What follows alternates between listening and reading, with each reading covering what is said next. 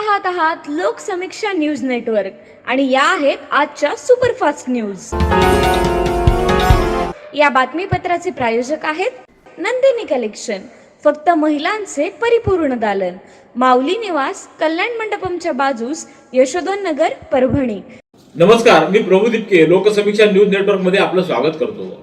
आपण पाहत आहात परभणीचं एकमेव बातमीपत्र Loksamiksha superfast. Red Apple exclusive MIDC परिसर परभणी। परभणीच्या वसंतराव नाईक मराठवाडा कृषी विद्यापीठामध्ये कृषी विभागाच्या वतीने आयोजित करण्यात आलेल्या जिल्हास्तरीय कृषी महोत्सवाकडे शेतकऱ्यांनी अक्षरशः पाठ फिरवल्याचं आज दिसून आलं। या महोत्सवाचं उद्घाटन जिल्हाधिकारी संजय सिंह चव्हाण यांच्या हस्ते करण्यात आलं। यावेळी मान्यवरांची उपस्थिती होती। मात्र कृषी विभागाच्या वतीने आयोजित करण्यात आलेल्या कृषी प्रदर्शन, धान्य महोत्सव, उत्पादक ते थेट ग्राहक विक्री, परिसंवाद, चर्चा याकडे शेतकऱ्यांनी पूर्णपणे पाठ फिरवले असल्याचं आज दिसून आले। शेतकऱ्यांना येणाऱ्या विविध अडचणी सोडवण्यासाठी कृषी विभागानं अनेक मान्यवरांना पाचारण केलं, परिसंवाद व चर्चा कार्यक्रम आयोजित केले। मात्र या कार्यक्रमाकडे एकही शेतकरी फिरकला नसल्याचं दिसून आलंय। आज दुपारी 2च्या सुमाराला या कृषी प्रदर्शनाला भेट दिली असता येथील मान्यवर वक्ते हे मार्गदर्शन करत होते। मात्र हे मार्गदर्शन ऐकण्यासाठी समोरील खुर्च्या पूर्णपणे रिकाम्याच होत्या। एकही शेतकरी ऐकत नसताना हे व्याख्याते कुणाला भाषण देत होते हे मात्र कळले नाही। तर या ठिकाणी लावण्यात आलेल्या स्टॉलवरही तुरळक नागरिक दिसून येत होते। या स्टॉलवर येणाऱ्या नागरिकांना सावलीची कोणतीही व्यवस्था करण्यात आली नव्हती। एकंदरच कृषी विभागानं हा कृषी महोत्सव केवळ सोपस्कार म्हणून केला की काय अशी चर्चा परिसरात होत होती। परभणी शहर महानगरपालिकेच्या स्वीकृत नगरसेवक पदासाठी भारतीय जनता पक्षाचे महानगर जिल्हाध्यक्ष शिवाजी भरोसे यांनी आज महापालिकेचे आयुक्त नितीन नार्वेकर यांच्याकडे आपला उमेदवारी अर्ज दाखल केला। भाजपचे प्रदेशाध्यक्ष रवींद्र चव्हाण यांनी याबाबत भारतीय जनता पक्षाच्या परभणी महापालिकेतील गटनेत्या तिरुमला खिल्लारे यांना याबाबतचे पत्र पाठवलं। दरम्यान याबाबतचं पत्र महापालिका आयुक्त नितीन नार्वेकर यांना देण्यात आलं असून यावेळी गटनेत्या तिरुमला मुकुंद खिल्लारे, शिवाजीराव भरोसे, मुकुंद खिल्लारे, पप्पू गायकवाड यांची उपस्थिती होती। राज्यातील सर्वसामान्य जनतेला चांगले वैद्यकीय उपचार मिळावेत यासाठी राज्य आणि केंद्र सरकारनं विविध योजना सुरू केल्या, परंतु शासनाच्या विविध योजनांची अंमलबजावणी करण्यात काही रुग्णालयांकडून होत असलेल्या हलगर्जीपणामुळे रुग्णांना मोठ्या अडचणींना सामोरं जावं लागतं। त्यामुळे अशा रुग्णालयांवर नेमकी कोणती कारवाई झाली, किती रुग्णालयाची मान्यता रद्द करण्यात आली आणि प्रलंबित तक्रारींचं काय होणार यासारखे महत्त्वाचे प्रश्न उपस्थित करत आमदार डॉ. रत्नाकर गुट्टे यांनी विधिमंडळात चांगलाच संताप दिसून आला। तसंच त्यांनी आरोग्य व्यवस्थेतील पारदर्शकतेची मागणी केली। विधिमंडळाच्या अर्थसंकल्पीय अधिवेशनामध्ये आरोग्य व्यवस्थेतील त्रुटी आणि नागरिकांच्या तक्रारीचा प्रश्न उपस्थित करत आमदार डॉ. रत्नाकर गुट्टे यांनी सभागृहामध्ये आपली संतप्त भूमिका मांडली। आगामी रमजान ईद, गुढीपाडवा, रामनवमी, महावीर जयंती हे सण उत्सव नागरिकांनी शांततेत, आनंदात व उत्साहात साजरे करावेत असे आवाहन जिल्हाधिकारी संजय सिंह चव्हाण यांनी केले। ते आगामी सण उत्सवाच्या पार्श्वभूमीवर जिल्हाधिकारी कार्यालयात आयोजित जिल्हा शांतता समितीच्या बैठकीत बोलत होते। या बैठकीला जिल्हा पोलीस अधीक्षक रवींद्रसिंह परदेशी, महापालिका आयुक्त नितीन नार्वेकर, जिल्हा परिषदेच्या मुख्य कार्यकारी अधिकारी नतिशा माथुर, उपविभागीय पोलीस अधिकारी जीवन बेनीवाल व विभाग प्रमुख आणि समितीचे सदस्य उपस्थित होते। सततचे दवाखाने करून कंटाळलात? आता शेवटचा उपाय। डॉक्टर गोविंद कामटे यांचे बालाजी आयुर्वेदिक निसर्गोपचार केंद्राला भेट द्या। शुगर, मूळव्याध, ॲलर्जी, सोरायसिस, गजकर्ण, दमा, लठ्ठपणा, गुडघेदुखी, कंबरदुखी, वात, गाठीचे आजार, लकवा, केस गळणे, मूतखडा, सफेद डाग यांसारख्या जुनाट आजारांवर खात्रीशीर उपचार केले जातात। दारू सोडवण्यासाठी विशेष उपचार उपलब्ध।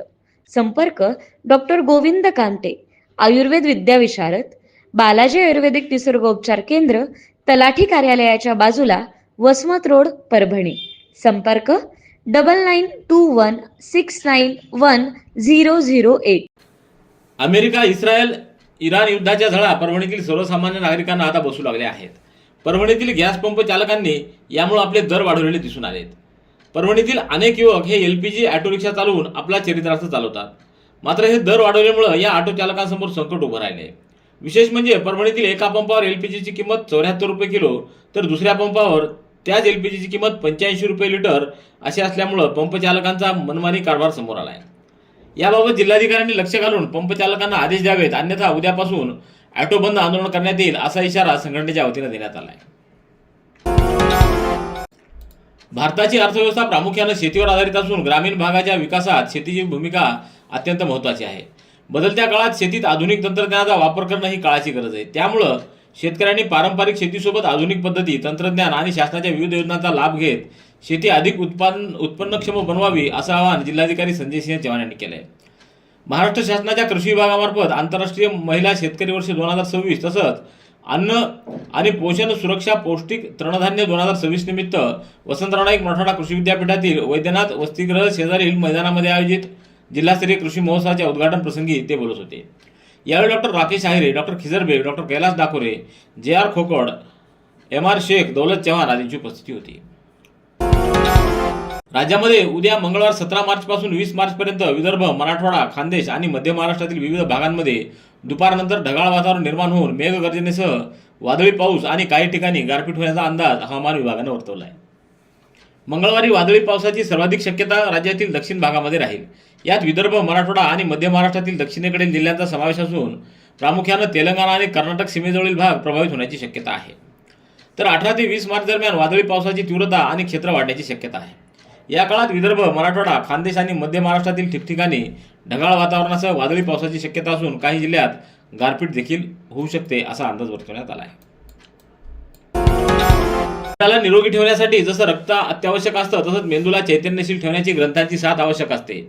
वाचनामुळे विचारांना दिशा मिळते, ज्ञानाची कक्षा विस्तारते आणि व्यक्तिमत्व समृद्ध होतं. त्यामुळं प्रत्येकानं नियमित वाचनाची सवय लावणं ही आजच्या काळाची गरज असल्याचं प्रतिपादन जिल्हाधिकारी संजय सिंह चव्हाण यांनी ग्रंथोत्सवाच्या उद्घाटन प्रसंगी केलं.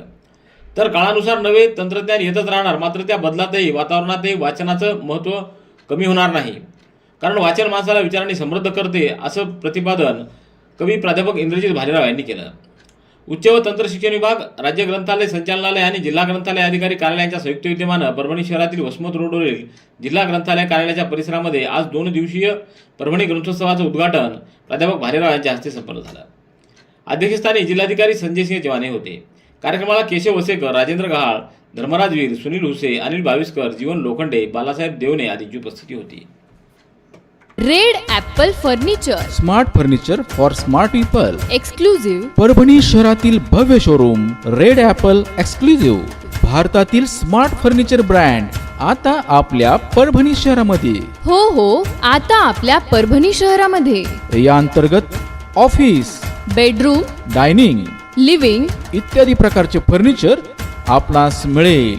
Bedroom set, bed, dressing table, sofa set, कपाट, डायनिंग टेबल टीपॉय आणि स्टील फर्निचर इत्यादी सर्व प्रकारचे फर्निचर तेही आकर्षक किमतीमध्ये उपलब्ध आहे. एक वेळ अवश्य भेट द्या. रेड ॲपल फर्निचर, MIDC परिसर, भारतीय स्टेट बँकेच्या जवळ, परभणी. महानगरपालिकेच्या नामनिर्देशित सदस्यांच्या नियुक्तीसाठी आज आयुक्त नितीन नार्वेकर यांच्याकडे एकूण 3 अर्ज दाखल करण्यात आले आहेत. भारतीय जनता पक्षाच्या वतीनं गटनेत्या तिरुमला खिल्लारे यांनी शिवाजी शेषराव भरोसे यांचा उमेदवारी अर्ज दाखल केला. यावेळी तिरुमला खिल्लारे यांच्यासह शिवाजी भरोसे, मुकुंद खिल्लारे, पप्पू गायकवाड उपस्थित होते. तर राष्ट्रवादी काँग्रेसच्या वतीनं गटनेते विजय जामकर यांनी शेख फहाद शेख हमीद यांचा नामनिर्देशित सदस्य म्हणून अर्ज दाखल केला. यावेळी राष्ट्रवादी काँग्रेसचे गटनेते विजय जामकर, शेख फहाद शेख हमीद, बाळासाहेब बुलबुले, अक्षय देशमुख, आकाश लहाने, अब्दुल कलीम, अब्दुल रहीम, अर्जुन सामाले, शेख वसीम, अखिल काजी आदींची उपस्थिती होती. तर तिसरा अर्ज राहुल मुरकुटे यांचा दाखल करण्यात आला आहे. यावेळी सागर गंगाळे, मोहम्मद फारूक, बबलू टाक, मिलिंद बामणीकर, रितेश जैन आदींची उपस्थिती होती. यावेळी महापालिकेचे माहिती व जनसंपर्क राज्य अन्न आयोगाचे अध्यक्ष महेश ढवळे व सदस्य सुभाष राऊत यांनी अन्न सुरक्षा कायद्याअंतर्गत राबविण्यात येणाऱ्या विविध योजनांच्या अंमलबजावणीचा सविस्तर आढावा आज जिल्हाधिकारी कार्यालयात आयोजित बैठकीत घेतला. या बैठकीला जिल्हाधिकारी संजय सिंह चव्हाण, अपर जिल्हाधिकारी तथा तक्रार निवारण अधिकारी शोभा जाधव, जिल्हा पुरवठा अधिकारी विलास मुसळे, पुरवठा निरीक्षक यांची उपस्थिती होती. पाथरी पोलीस ठाण्यात दाखल अपहरण प्रकरणातील आरोपीला पुणे पोलीस परिसरातील वाघोली इथं केलेल्या कारवाईमध्ये स्थानिक गुन्हे शाखेच्या पथकानं ताब्यात घेतले. मागील वर्षी पाथरी पोलीस ठाण्यात पाथरी तालुक्यातील गुंज येथील आरोपी दीपक धोत्रे याच्या विरुद्ध कानपूर येथील 18 वर्षीय बालिकेला पळवून नेल्याप्रकरणी गुन्हा नोंद करण्यात आला होता. या प्रकरणाचा तपास सुरू असताना दोघंही पुणे परिसरातील वाघोली इथं असल्याची माहिती पोलिसांना मिळाली. त्या आधारे कारवाई केलेल्या पथकानं दोघांना ताब्यात घेतला असून त्यांना पाथरी पोलिसांच्या ताब्यात देण्यात आलंय. ही कारवाई स्थानिक गुन्हे शाखेचे पोलीस निरीक्षक विवेकानंद पाटील, गोपिका सुनेत, सुग्रीव केंद्रे, मधुकर चट्टे, निलेश भुजबळ, आम्रपाली हिंगलेकर यांच्या पथकानं केली. परभणी शहर महानगरपालिकेच्या राजगोपालचारी उद्यान इथं महापौर सय्यद इक्बाल यांनी सकाळी 6 वाजता जाऊन ज्येष्ठ नागरिक, युवक युवतींची जिमच्या ठिकाणी जाऊन त्यांच्या समस्या जाणून घेत त्या सोडवणार असल्याची माहिती दिली. महापौर इक्बाल यांनी यापूर्वी देखील उद्यानाची पाहणी केली होती, तर सोमवारी पहाटेच त्यांनी उद्यान येथे जाऊन पाहणी केली.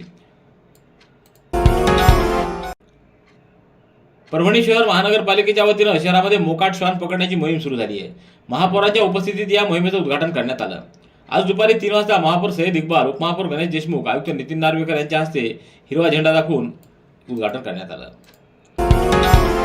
छत्रपती संभाजी महाराज यांच्या 337व्या बलिदान दिनानिमित्त श्री शिवप्रतिष्ठान हिंदुस्थान परभणीच्या वतीनं 18 मार्च रोजी फाल्गुन अमावस्येच्या दिवशी शहरामध्ये मूक पदयात्रा काढण्यात येणार आहे.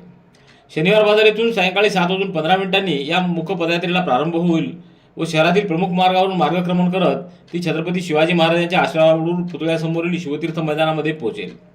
या ठिकाणी धर्मवीर छत्रपती संभाजी महाराजांवर आधारित गीत, श्लोक व ध्येयमंत्र पठण करून मूक पदयात्रेचा समारोप करण्यात येईल. परभणी शहरातील विकासनगर इथं विश्वरत्न प्रतिष्ठानच्या वतीने आयोजित भारतरत्न डॉक्टर बाबासाहेब आंबेडकर यांच्या 135व्या जयंतीनिमित्त उत्सव समितीची बैठक घेण्यात आली. या बैठकीत सर्वानुमते समाजभूषण भीमराव हाती यांची स्वागताध्यक्षपदी निवड करण्यात आली, तर माजी नगरसेवक नागेश सोनपसार यांची मुख्य प्रवर्तक व अध्यक्षपदी सुमेध वाकळे यांची निवड करण्यात आली आहे. रेड ॲपल एक्सक्लुझिव्ह MIDC परिसर परभणी. याबरोबरचे बातमीपत्र संपलं. पुन्हा भेटूया उद्याच्या सुपरफास्ट बातमीपत्रात. पाहत रहा लोकसमीक्षा. तुम्हाला हे बातमीपत्र कसं वाटलं याबद्दल आपली प्रतिक्रिया नोंदवा. दररोजचे अपडेट्स मिळवण्यासाठी लोकसमीक्षा चॅनलला सबस्क्राईब करा. धन्यवाद.